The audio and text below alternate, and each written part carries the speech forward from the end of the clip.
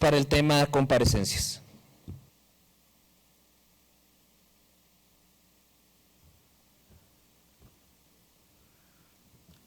Con su permiso, diputado presidente. Adelante, diputado. Muchas gracias. Ayer discutimos la necesidad de la comparecencia del secretario de Seguridad Pública y creo que nos acercamos de manera muy interesante a un acuerdo parlamentario, creo yo muy provechoso para Zacatecas, para el actual régimen y para el gobernador del estado, David Monreal. Sin embargo, algunos nos quedamos con la duda, entre ellos yo, de que esto hubiese sido valorado correctamente, o en su caso hubiera habido algunas interpretaciones al respecto que yo creo que es conveniente aclarar, para tratar de abrir paso a este procedimiento de la comparecencia del secretario. Miren ustedes, hablábamos de la importancia apenas ayer de este asunto, pues hoy tenemos un nuevo motivo, desafortunadamente, para plantearlo en este espacio de asuntos generales. El día de hoy se publican notas en muchos medios de comunicación del país acerca de la percepción que existe en la población en muchas ciudades de México sobre la inseguridad.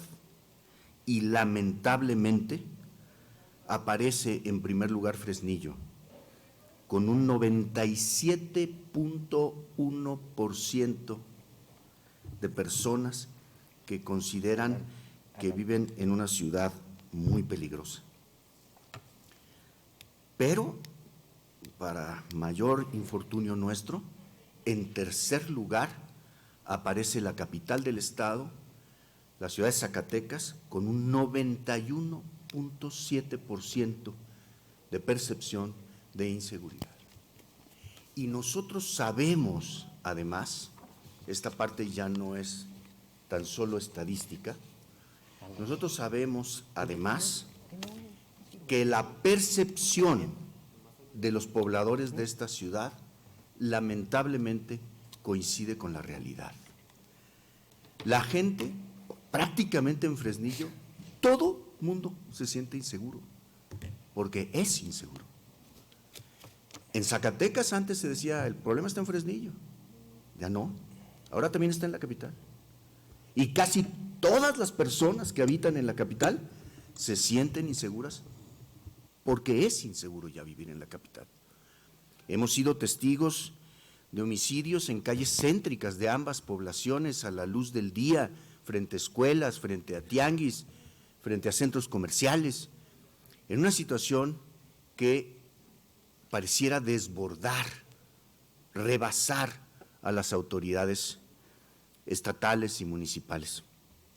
Es urgente que unamos esfuerzos con el Ejecutivo para atender este asunto.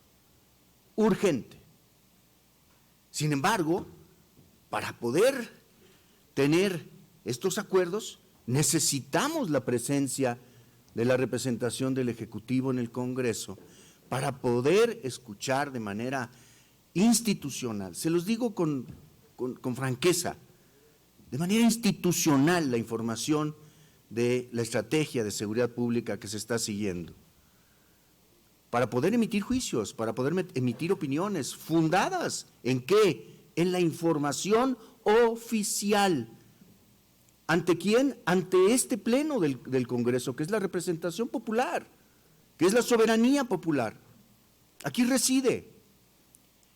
No sé o no sabemos, queremos decírselos con toda franqueza a los miembros de la bancada oficialista, ¿por qué el resquemor a acordar esta comparecencia? No lo entendemos, se los queremos, no entendemos a qué se debe, no logramos entender a qué se debe. Nos parece inconcebible que haya resistencias a que comparezca el secretario de Seguridad Pública ante una situación tan dramática como la que estamos viviendo.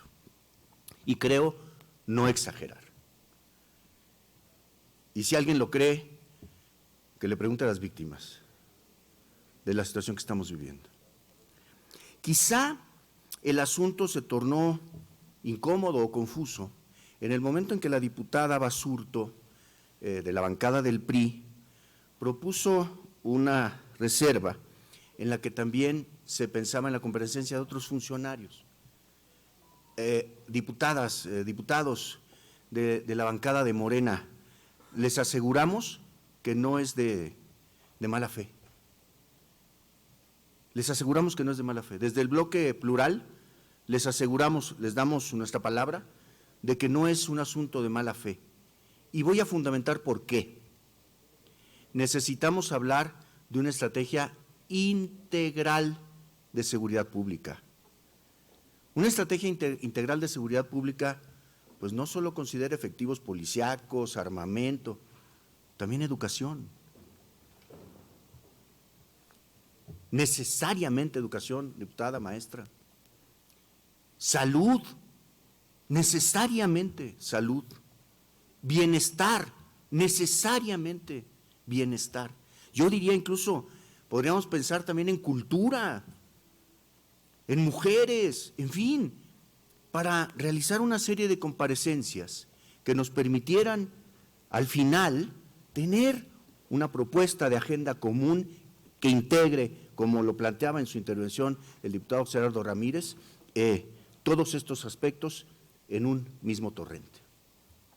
Les aseguramos que es de buena fe y hacemos votos porque no se entienda mal lo que pasó ayer y que logremos un acuerdo de consenso al respecto, que podamos reconsiderar muchas cosas, y yo solicitaría a la presidencia se instruyera a la Jucopa, ahora Jucopo. ¿Cómo le pusieron ahora? Jucopo. A la Junta de Coordinación Política revalorar este tema para que vayamos juntos, todas las fracciones.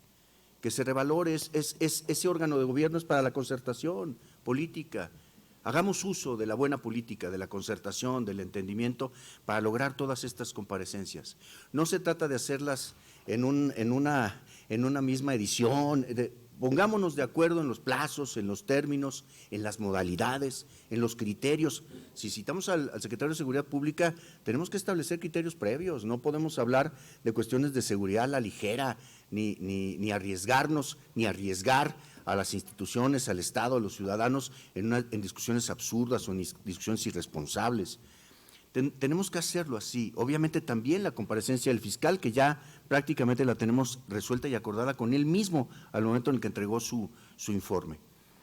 Yo quiero aprovechar, pues, en suma, mi intervención en asuntos generales para hacer esta solicitud de consideración en el órgano de gobierno de esta legislatura para que busquemos de nueva cuenta la posibilidad de un acuerdo unitario para la comparecencia, en primer lugar, del secretario de Finanzas, pero también, y con propósitos similares, no exclusivos, pero similares, a los titulares de Educación, Salud y Bienestar. Y que esto sea un acuerdo de preferencia, de consenso entre las fracciones parlamentarias. Es cuanto, diputado presidente. Gracias.